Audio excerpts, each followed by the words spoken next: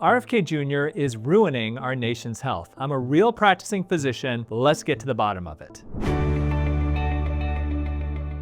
RFK Jr. was sworn in as the Trump administration's new Secretary of Health and Human Services back in February of 2025 with the hopes that he'd dramatically improve the nation's health in new and holistic ways. MAHA advocates, some of whom I'm friends with and respect, and the group known as MAHA Moms, were hopeful that RFK Jr. would institute major changes in how we view our nation's healthcare and health practices. Now, it's true that we here in the United States spend the most per capita on healthcare. Yet compared to other wealthy nations, we rank last in reducing the risk of chronic diseases, we have the highest obesity rate, and we have nearly twice the rate of asthma and diabetes. Our lifespan in the United States ranks 49th globally, yet we're the most prosperous nation on earth. So why is this the case? Well, I believe that the reasons are definitely multifactorial, but some of them include our overconsumption of ultra-processed foods, which are scientifically engineered by massive food corporations to be ultra-palatable, addictive, and hard to stop eating. Also, our lack of consumption of real whole foods, like fresh fruits and vegetables. Another problem is food deserts, especially in lower-income areas where access to grocery stores is lacking. We also have a sedentary lifestyle, with nearly 1 in 5 US adults reporting that they do not get any type of regular physical activity. And we have poor access to preventative health care, mainly in people in lower income groups who may not have a regular physician.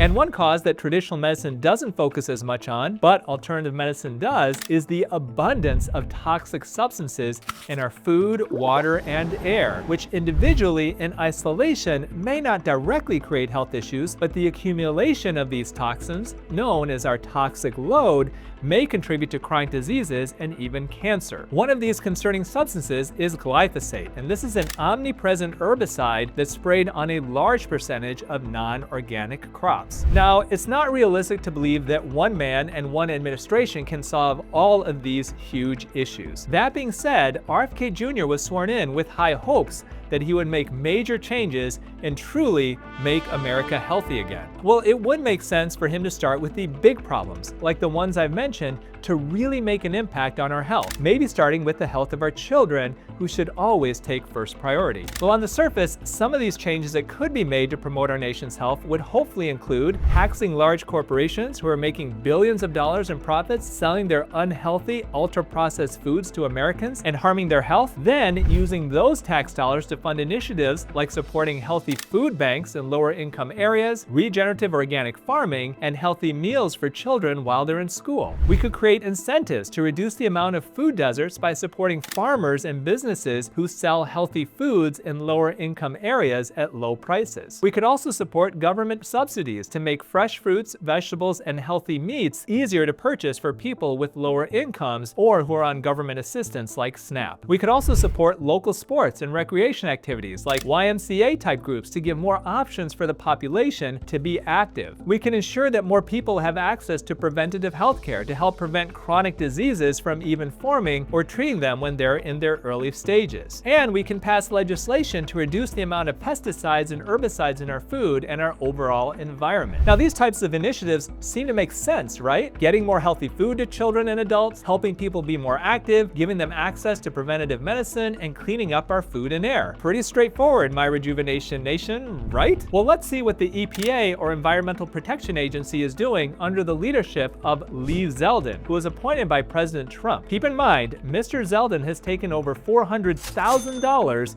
in campaign contributions from the oil and gas industry in the past. Well, first off, Zeldin has gutted the EPA of its workforce, reducing it by at least 23%. The EPA is supposed to protect our environment, so reducing the workforce and firing scientists and researchers accomplishes this how? Well, he's also reapproved the herbicide dicamba for use on soybeans and cotton. Now, this is a weed killer that courts have banned twice because of its tendency to drift into the air and damage crops and other plants. Dicamba has also been known to be a possible carcinogen, with one study showing associations between exposure to dicamba and lung and colon cancer. In December, the EPA approved new pesticides to spray on the food that we eat that are made with PFAS, otherwise known as forever chemicals, which have been linked to immune suppression, increased risk of cancer, reproductive harms, and more. Zeldin claims reports that the these pesticides are fake news and disagrees with the claims of environmental and health groups. Well, also in February, the EPA, at the behest of Zeldin and Trump, repealed the 2024 mercury and air toxic standards, allowing coal and oil-powered plants to release more mercury, heavy metals, and soot into the air. Well, mercury is a potent known neurotoxin, and the soot and waste products made by these plants can cause irreparable damage to lungs and airways. But the EPA is not just allowing and even encouraging large corporations to poison us in our food and air, but they're also making our water less safe to drink by rolling back standards on clean drinking water by proposing higher limits of PFAS, those forever chemicals that are allowed in our water. And quite possibly, the biggest punch in the face to not only all Americans, but specifically to the MAHA moms and MAHA influencers who supported Trump because they thought he would make America healthy again, is the fact that Trump has invoked the Defense Production Act in an executive order to boost the American supply of glyphosate. This is a controversial weed killer that's been named a probable carcinogen by the World Health Organization, and he has labeled it crucial to national defense and protects the corporation that produces it, Bayer, from any liability caused by the product. Retinol isn't just for your face. You can get the benefits of retinol on your body too with my Youn Beauty Retinol Body Cream. This luxurious combination of natural ingredients gives long-lasting hydration to your skin, along with the benefits of stabilized retinol liposomes to improve the appearance of fine lines and crepey skin with time. Apply it to your hands, arms, legs, and elsewhere for its rejuvenating benefits. It's truly a one-of-a-kind product that I know you'll absolutely love. Well, glyphosate goes by the trade name Roundup, and it's an herbicide that's sprayed on a large percentage of crops in the United States. Physicians and health experts believe that prolonged exposure to it can result in many major health problems, from ALS to Parkinson's to some cancers, specifically lymphoma. In fact, Bayer is involved with thousands of lawsuits alleging non-Hodgkin's lymphoma as a result of exposure to glyphosate. And the day before Trump's executive order proposed a class action settlement for those claims to the tune of $7.25 billion. Well, has Trump's executive order helped shield the huge corporation from paying out these large claims? Now, I know what you may be thinking. Dr. Youn, everything you're saying here in this video is about Lee Zeldin's EPA and Trump. RFK Jr. had nothing to do with that and is fighting against all this deregulation since he's an environmental lawyer. He's against all of this. Well, I think you can make that argument until he issued a very public statement about Trump's executive order increasing the production of glyphosate and shielding Bayer from the litigation due to the harm it causes people. You can see his full statement here by pausing on the video. As you can read, he has taken Trump's side to deregulate large chemical and food corporations, allowing them to put more pesticides and more herbicides in our food. This is from the guy who stated this about glyphosate. There's a whole range of diseases that are now, the different levels of science have linked to glyphosate exposure. When we sued Monsanto, the judge needs to make a threshold decision about whether there's sufficient science to show a jury, and that is a very high threshold. So, of all of the diseases that are almost certainly caused by glyphosate, the only one to pass that threshold was the case that we brought for non-Hodgkin's lymphoma.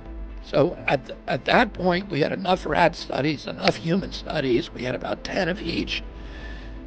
And we were able to go to the judge and say, we got enough science on this now to show that it's that non-Hodgkin's lymphoma is being caused by glyphosate. So Secretary Kennedy can sue Monsanto and Bayer and win millions of dollars, but now you can't, even if its exposure caused you to get cancer? And apparently, he's totally fine with that. Well, he has also cut over $2 billion in research grants from the NIH, research that could help find cures and treatments for cancer, heart disease, childhood illnesses, and more. He has also fired over 1,000 employees from the HHS. So how does removing funding for medical research make us healthy again? It doesn't. But surely, Dr. Youn, you haven't mentioned all the work that he's done with removing harmful food dyes from cereal, soft drinks, and other ultra-processed foods. Well, that appears to be a promise that was broken. The FDA has recently relaxed their original plan to ban artificial dyes from food, to allow food companies now to claim no artificial colors as long as the dyes are not petroleum-based. Some of these dyes still contain substances like titanium dioxide, which may be harmful in high doses. So what else has Secretary Kennedy done to make America healthy again? Well, he has encouraged states to ban the use of SNAP benefits to be used on certain unhealthy food groups, like soda pop,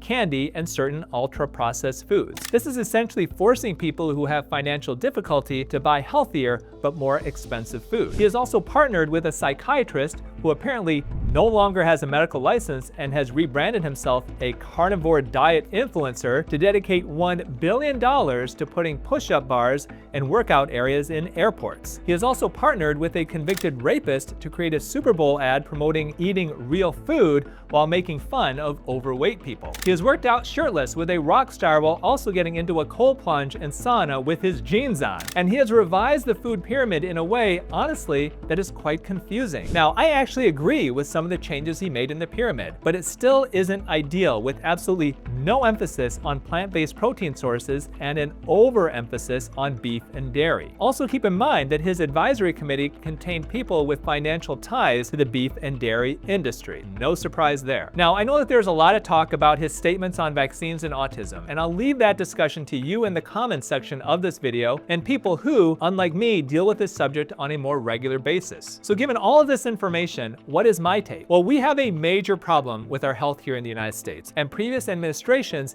have not made huge inroads in improving it. We have the world's most advanced healthcare facilities, so if you get sick, we have the greatest chance of getting you better. But as a whole, we aren't the healthiest population in the world, as evidenced by many of the statistics that I stated at the beginning of this video. We need more access to healthy food, especially in lower income communities and food deserts. And we need to help people afford these foods that promote their overall better health. We are over-reliant on ultra-processed foods. These foods are scientifically engineered to make us eat more and more of them. Just think about the difference between eating a blueberry and a potato chip. One is healthy and tastes great, but once you're full, you don't really feel the need to eat more than you need. The other melts in your mouth, and its salty crunchiness makes you want to eat more and more and more of them and not stop. So it's no wonder that we have an obesity epidemic when the foods we eat are designed to make us addicted to them. Now, we have laws in place that limit large corporations from putting harmful toxins into the air, water, and the food that we eat, but these laws sometimes don't go far enough. Now, I am not MAHA, nor have I ever considered joining that movement. However, I was hopeful that Secretary Kennedy might buck Trump and the general Republican tendency to deregulate and allow corporations to put their profits over the health of our population. I was hopeful that he would work on initiatives to promote healthier food, water, and the environment for all of us. But it appears that this hope, as small as it was in vain. He has betrayed his office and his MAHA followers in exchange for a proximity to power. He's basically Trump's lackey, distracting Americans with bogus bans on food dyes, videos of him without a shirt on, fangirling washed-up right-wing celebrities, and essentially telling Americans, hey, look here, while his boss and his boss's corporate shills lift regulations to put more money into the pockets of their billionaire friends, while normal, real Americans are left without healthy food, water, or air. I believe that Secretary Kennedy cares only about his own power and influence, and he is ruining our nation's health. Even though I'm not a fan of Secretary Kennedy, his appearances in the Epstein files are pretty limited. But that's not true for some doctors. Check out this video where I call out the doctors who are in the Epstein files, as some of them and their interactions with Epstein are shocking and horrifying. And as always, remember, to adopt, don't shop, save a life today.